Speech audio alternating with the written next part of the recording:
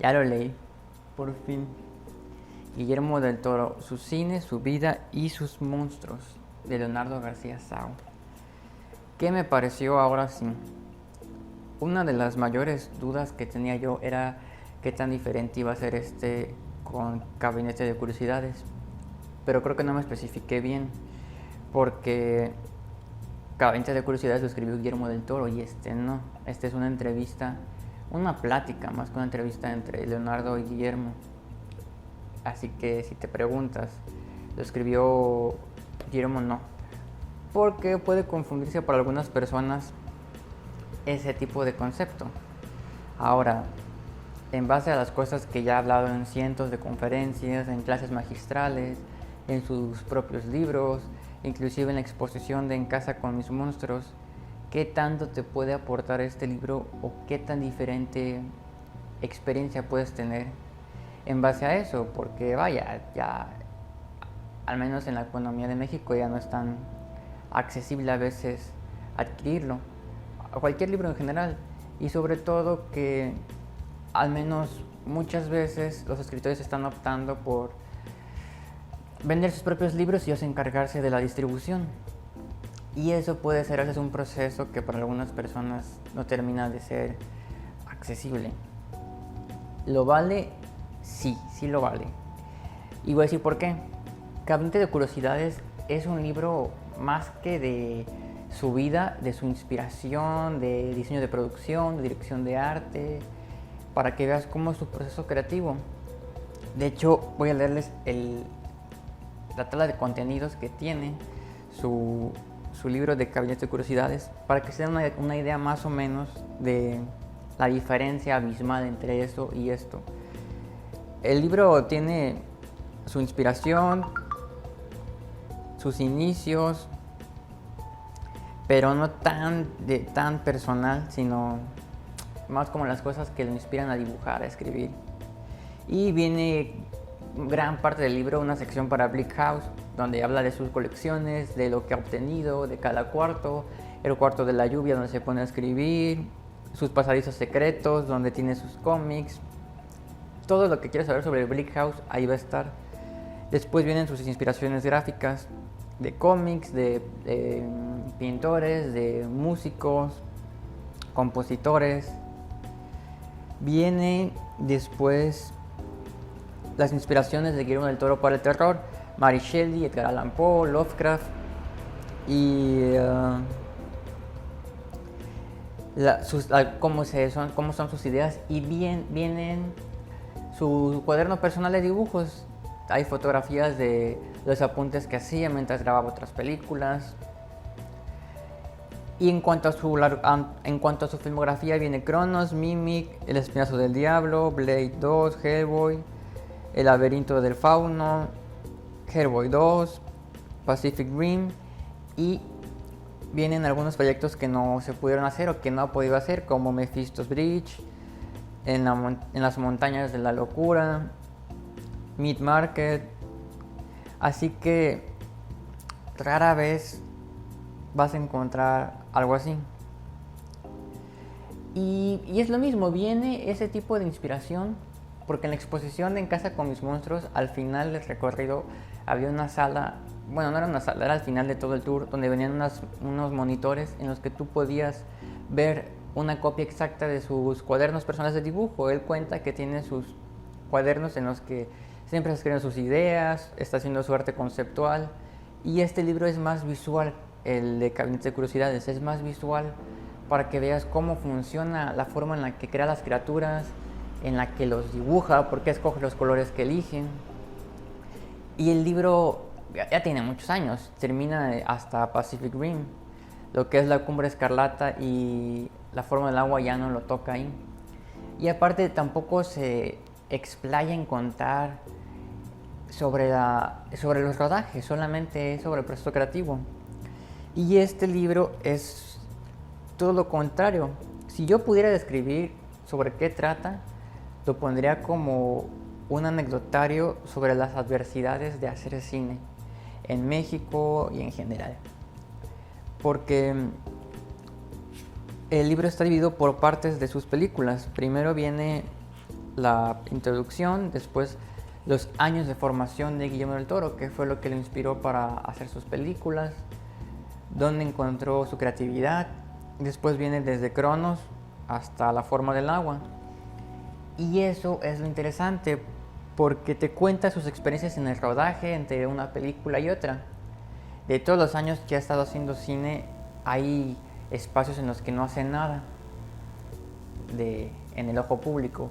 Pero aquí te cuenta qué pasaba en esos 2 años entre Blade 2 y La forma del agua, entre Hellboy y La cumbre escarlata. O sea, entre película y película siempre había algo para él importante. Y trabajaba en proyectos y te da ese vistazo a la vida de un cineasta cuando no está haciendo cine. Porque siempre está haciendo cine, pero es un libro que me dejó un poco triste, pero no en mal sentido, sino melancólico. Porque te das cuenta la amistad que hay entre Leonardo García y Guillermo, o al menos así la veo yo, desconozco su relación personal, pero por la forma en la que platican y la forma en la que se desenvuelve la conversación, se siente en algún punto como que ya no estás leyendo, no estás leyendo una conversación de un libro, sientes que estás escuchando una plática entre amigos y de repente no son palabras, de repente se vienen imágenes a tu cabeza de eso. Porque a pesar de que no es un libro visual, es excesivamente lleno de imágenes por la forma en la que platican, por la forma en la que se expresan los dos. Y eso es lo más atractivo. Creo que entre los libros que existen en el mundo sobre hacer cine, desde Sergei Eisenstein hasta Sid Field, hasta el de Robert Rodríguez, creo que este ya podría entrar en esa categoría de los libros que debes de leer si quieres hacer cine. Porque igual no van a hablar sobre qué tipo de lente elegir para cierta toma y sobre la composición y el formato digital, la celuloide, todo ese tipo de cosas más técnicas. Pero sí vas a tener una perspectiva que te va a hacer ver cómo es realmente ser un director de cine, con sus altibajos, con las adversidades. Hay una parte muy bonita en la que Guillermo cuenta que para él ser un director de cine a veces es como ir manejando un coche en medio de una lluvia y que derrapas y no chocarlo. La forma de manejar la adversidad con todos estos accidentes que pueden suceder es eso. Es una profesión un poco descabellada y hasta cierto punto debes estar un poco loco para querer hacerlo. Y en Gabinete de Curiosidades hay una parte que no la especificó del todo, nada más en una parte dice que inclusive debes de ser cierto hijo de puta para hacer películas.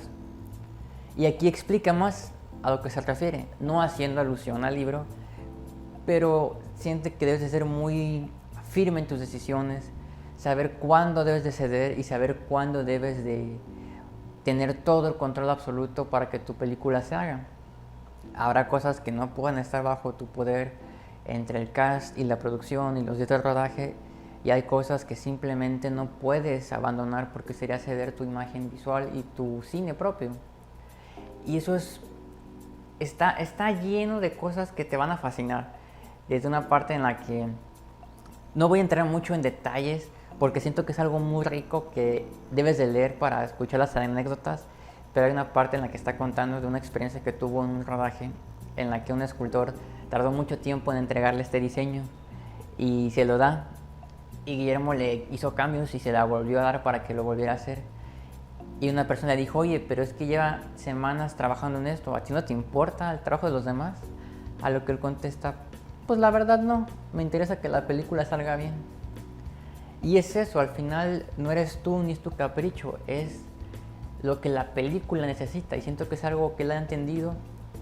Y cuando fue a Morelia y dio su masterclass de cine, decía que las personas ven la filmografía de un cineasta pero no ven los años de intermedio, que a veces es como un accidente de coche en el que para la persona el coche llega, se estampa y ahí quedó, pero para el que va adentro te rompes la mandíbula, te quiebras la nariz, ves la sangre, los dientes se te salen y entiendes más eso porque casi todos sus rodajes, más que alguna excepción, cuenta que han sido difíciles y abrumadores y llenos de dolor.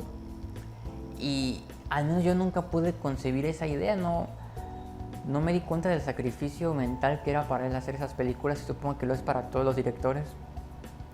Pero te entiendes por qué él dice que La forma del agua es su película favorita, porque para él cuenta que era una época de su vida en la que necesitaba volver a creer en el amor y en la que quería volver a creer en el cine. Y al final para eso fue para la película.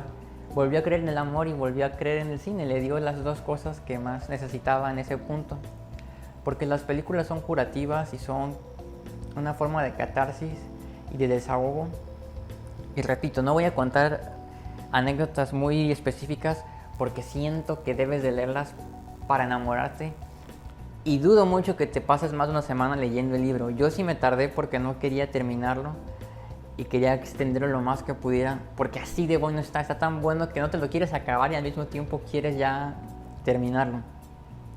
Porque hay una parte en la que cuenta, y esta sí va a ser un pequeño spoiler, así que si no quieres leer todos los detalles, pues adelántale. Que cuando él estaba chico vio un accidente de coche en la carretera. Era un automóvil de color rojo que iba la gente tomando y que su papá le dijo que se iban a accidentar de seguro. Y como fue, unos kilómetros adelante vieron que el coche estaba destrozado y una de las personas estaba decapitado y estaba con las nalgas para arriba y la cabeza se había quedado enredada como unos cables, y que fue una imagen que lo atormentó muchos meses y durante el largo tiempo de su infancia, al punto que de ahí sale el color rojo en sus películas. O sea, cosas como esas que te das cuenta que hay muchos cineastas que han dicho que hacer cine es como sacar tus tramos de la infancia y que al final todas las películas son la misma historia pero con diferentes personajes, y se vuelve una introspección muy, muy cabrona el poder entenderlo no solo como cineasta, pero también como espectador, darte cuenta de esas pequeñas cosas que estaban ahí y no viste. Y su formación como un cineasta joven en México es muy colorida y está llena de experiencias que a mí me volvieron loco de emoción. Desde Guadalajara hasta una historia que cuenta de Morelia. Son cosas que no te esperabas que vinieran en el libro, pero que lo hacen muy delicioso y hacen que sea de los mejores libros de cine que he leído en mucho, mucho tiempo. Porque no está pesado, porque la forma en la que ellos dos hablan y la forma en la que las preguntas nunca pierden el foco y se mantiene esa estructura de contar sobre el rodaje de las películas y tampoco clavarse mucho en las partes técnicas. Te cuentan experiencias desde que él empezó como chofer para Pedro Armendáriz, hasta una anécdota que tuvo con Gabriel Figueroa, que no la contaré, pero si quieren leerlo, pues cómprenlo. Y las personas que fue viendo en el cine, su casi encuentro con Buñuel, los castings que nunca pudo hacer, sus pláticas con Tom Cruise, o sea, todo ese tipo de cosas que si eres un cinéfilo de corazón te van a volar la cabeza. Y si no te gusta tanto el cine, pero eres fan de Guillermo, porque últimamente ha pasado mucho eso, también lo vas a disfrutar demasiado. Porque hay cosas tan pequeñas como la idea de que por cada película que hizo hay otras 5 que no se pudieron concretar, como El Hobbit, como muchas otras que no te dabas cuenta de la magnitud del que... Y sucede mucho de que ves a un director, hace su película, sale en el cine y ahí queda. Y no sabes de él hasta que hace su otra película y tú piensas que en ese tiempo pues estuvo ahí en un limbo de la nada. Pero no, siempre se encontraban haciendo algo y trabajando, y a veces hay películas que no se logran materializar, y llega a contar que hay como al menos unas 15 películas que no pudo hacer, y con cada una parte de él se rompía de la tristeza. Hay una parte muy melancólica, es casi ya al final del libro, en la que cuenta de 2 películas que por ciertas cosas no pudieron grabarse, como la del Hobbit y otras que no contaré, pero que lo destrozaron mucho emocionalmente y lo dejaron demasiado triste, de lo cual le costó mucho tiempo recuperarse hasta que llegó La forma del agua. Te cuenta por fin cuáles eran sus ideas originales para Hellboy 3 y para Titanes del Pacífico 2, porque al menos yo en internet nunca vi sobre qué iba a tratar. Siempre habló como de cómo Mike Mignola y él tenían ideas, pero nunca dijeron cuáles, y con Titanes en muchas entrevistas dijo que no quería hacer otra, pero sí quería y tenía una idea, pero al final no se pudo, y esas son por cosas más fuera de su poder, como por ejemplo te cuentas las anécdotas que tuvo con los problemas de marketing, de cómo venden sus películas, de las fechas en las que él quiere que se vendan pero las distribuidoras no aceptan, de cómo estuvo el drama de La Cumbre Escarlata, que se vendió como una película de terror cuando era un romance gótico. Y eso es también gran parte de la riqueza cultural que tiene el libro, te da esa experiencia de cómo es para él hablar con los ejecutivos, de cómo es para él hablar con los de marketing, con la gente que hace los pósters, con la gente que edita, con la gente que escribe. Es de verdad una experiencia muy chida. El libro se acaba de terminar de imprimir en mayo, no tiene mucho, ahorita estamos a junio y lo pedí enseguida que lo vi en internet. Así que desconozco exactamente en qué librerías están, pero lo puedes pedir por Amazon y ya se encuentra a la venta, o por Amazon Kindle si quieres leer en digital. Y no tarda tanto en llegar, al menos a mí me tardó como 3-4 días y llegó en perfectas condiciones. Me lo mandaron con DHL y venía súper bien, no tenía nada, ningún desperfecto, ningún problema con la impresión.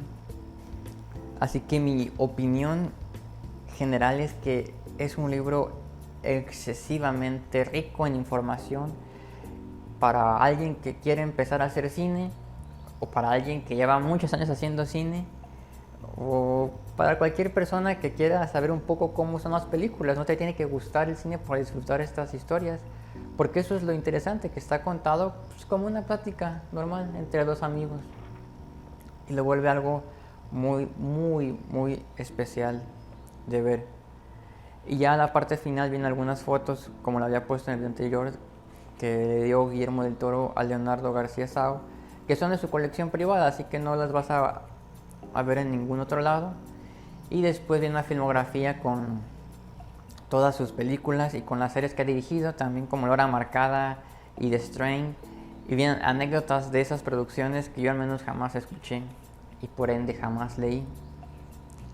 Así que sí, creo que si quieren comprarlo deberían. No solamente porque al principio dije que era más por colección, pero no, es algo mucho más especial que eso. Y espero que dentro de los próximos meses o años se vuelva más notorio y se puedan mezclar entre los grandes libros que cualquier persona amante o no amante del cine deba de leer, porque te va a dejar con una enorme melancolía. Creo que esa sería mi resolución. Es un libro sobre la adversidad de hacer cine para cualquier persona, pero sobre todo en México. Los pros y los contras de esta desquiciada y abrumadora profesión que es hacer películas. Pero lo vale, sí, lo vale demasiado. Y eso fue todo por el mejor podcast de cine de bajo presupuesto. Yo estaba muy emocionado por hacer esta crítica, review, book review, como quieran ponerlo. Yo solo quería hablar sobre mi experiencia leyendo este libro para sacarlo de mi sistema, porque me estaba ahogando de la emoción de poder contarlo. Y quisiera contar más sobre todas las anécdotas que leí y que me gustaron, pero no lo haré para las personas que lo han hecho. Quizás en algún momento, cuando ya lleve más meses el libro en circulación, haré un ensayo más largo sobre todas las anécdotas, sobre todas las películas y los temas que me gustaría tratar más adelante en un video, porque hay cosas que aquí podrían salir para pláticas de 2 horas, de 5 horas sobre el cine. Pero por el momento sería todo, para que las personas que aún no lo compran tengan la oportunidad de experimentarlo como algo nuevo. Y cuando pase el tiempo haremos un libro a profundidad sobre ciertas cosas del cine de Guillermo del Toro y de esta plática muy interesante que tuvo. Así que vayan a comprarlo o no, pero yo si fuera ustedes les recomendaría que lo compraran, porque es algo muy interesante de ver. Hasta entonces, adiós.